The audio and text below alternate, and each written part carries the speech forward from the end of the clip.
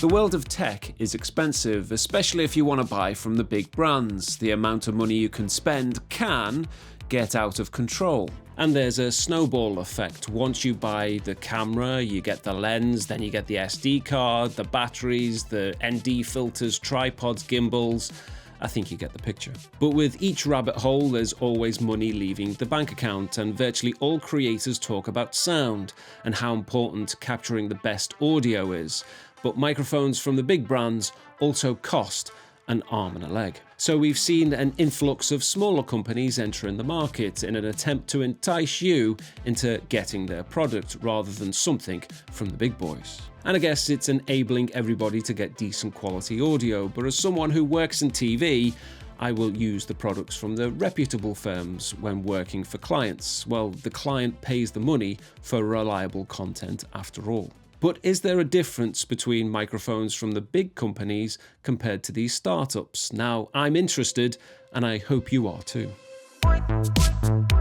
So in 2019, I got my first wireless microphone setup. Now, when I was at the BBC, they provided all the kit to shoot with, but by this time, I was thinking about going freelance. So I started out with the Rode Wireless Go, and as I've mentioned already on this channel, the first shoot I did with this was an interview with Germany and Bayern Munich star Serge Gnabry. And the device just worked, but there were times in busy wireless environments, and I remember COP26 in Glasgow being a particular occasion where the microphone would cut out. But that's because of the limitations of these devices that use the 2.4 GHz wireless system. They aren't what you would consider to be pro. My UHF mics by Sony are pro, but I guess they cost more than $1,000. So I think it's fair to say not all wireless microphones are considered equal. There are pros and there are cons. The more you pay, in theory, the better the quality and more reliable the devices will be. On the other hand, the lower the price, the more compromises you'll have to make. So onto the reason for this video. Well, audio company Nank got in touch and sent me this, the Mike Pro. And yes, it's spelled M-I-K-E Pro. And in reality, there's nothing pro about this microphone at all. It's just a name, like the MacBook Pro, iPad Pro, or the AirPods Pro. It's all marketing. At its price point, it's around, $100 or less with discounts. In 2024, I bought the DJI Mic 2 kit, and it set me back more than $300. And I've been very impressed with the products. And yes, over time, I'd like to maybe change certain things, but they do a great job, so much so I've used them for TV work. So because of the price tag, there are those of us who will still think $300 is a bit pricey. And even DJI have introduced even cheaper models. The DJI Mic Mini was released at the back end of 2024, and they're priced at around $170. So because of this, the door has been left open for companies like Nank to come in and undercut that price. There is a huge market for this stuff, and I just don't see it slowing down just yet. Now, okay, Nank have sent me this Mic Pro to have a look at, so what's in the box? Well, it comes neatly packaged, and inside the box there is a microphone case. And we're seeing more of this style of case. DJI make a similar one with their microphones. And inside there we have 2 transmitters, and we also have the receiver. These look very similar to the Rode Wireless Go series, and we'll compare these two shortly. They have built-in microphones, clips on the back, buttons down the side, switching them on, and for quick settings, and the microphone case can also charge the microphones. Also included in the package are these wind protectors, headphones, a cable for use with mirrorless cameras, a cable for smartphones and tablets. So it's fair to say all devices are covered. So that's the unboxing. What about the product itself? Well, it looks like a microphone and it smells like a microphone. It doesn't have the same weight as, say, the DJI or Rode microphones, so is this a sign of a cheaper product? Well, maybe, but the Nank mics don't have internal recording, they just transmit and receive the audio. So in that sense, they mimic the same traits as, say, the original Rode Wireless Go devices that I bought back in 2019. So at this stage, I don't think there's much point in describing a microphone to you. We all know what these can do, at least what they're supposed to do. And I can honestly say, I just want to know if this works. So for this testing, I'm going to compare the Nank Mike Pro to the Rode Wireless Go 2, mainly because the original Rode Wireless Go has been discontinued. So if you wanted to hear the difference between the two products, you can at least buy the Mike Pro or the Rode Wireless Go 2. But before we jump in, what do I expect? Well, I expect the Mic 2 microphone to be perfectly fine. There will be a difference in sound between the two mics, but I hope it will be decent audio because that's all we're after. So let's see.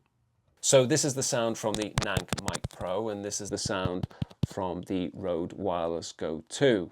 But what I will do is read Nank's description of the sound quality of the Mike Pro. Now, this is directly from their website.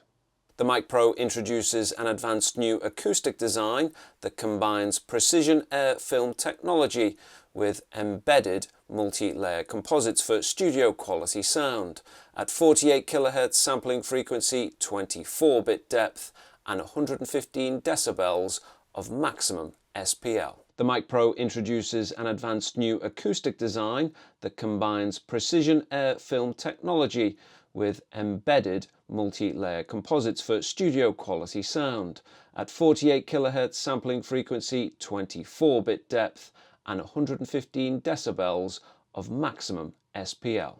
Now, can you tell much difference between the sound? Which do you prefer? Having done a bit of pre-testing, you can hear the difference, but they're different mics after all.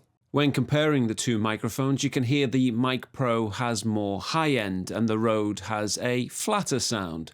I guess you can alter the audio in post using a graphic equalizer. But if you need the audio to be ready out of the box, well, you just have to choose the sound that you want. Some want something brighter and others prefer a flatter sound. Using Adobe Audition, you can add a little more low end and take a little bit off the top. And this is what the Mike Pro can sound like. The Mike Pro introduces an advanced new acoustic design that combines precision air film technology with embedded multi-layer composites for studio quality sound at 48 kHz sampling frequency, 24-bit depth and 115 decibels of maximum SPL. So if I was being picky, I'd want the Mike Pro to have a little less high end, but let me know in the comments what you think. But what I would say, like all things audio on YouTube, your ears get used to the sound that they're presented with. So as long as the audio isn't terrible, you'll stick with the video. So will either of these mics be compared to the Rode NTG5 that I'm using at this second? No, because you can tell straight away when I move to the Mike Pro, then go back to the NTG5, and then I go to the Rode Wireless Go 2. They all sound so different. As time goes on, the lines between the top brand items and the new starters are starting to get rather blurred. Yes, there'll be things like differences in noise floors and differences in sound. But what's the thing I take from making this video? Well, if you're a creator at any level, beginner or pro, or even somewhere in between, there's an audio device for you. If I get a chance, I will test out this mic again. And if I get samples from other brands, I will compare those options too, because I think it's important we all have a choice as to where our money goes. These mics are probably aimed at more of a beginner or someone who's just looking at a cost-effective solution. I would say that if you're just starting out, there really isn't a reason why you can't have decent quality audio in 2025. And yes, $100 is still a lot of money to spend on a product, but if you want to dip your toe in the water, then you'll have a better chance of doing so if the outlay isn't too steep. And in this form factor, I'm very much in the DJI Mic 2 camp, but there's a difference between $300 in a price tag and $100 in the Mic Pro. But as always, you're the consumer and you have a choice. And to be honest, we have more choice than ever, and these options will only increase. And if they increase, the prices across the board will decrease, which can only ever be good news for us.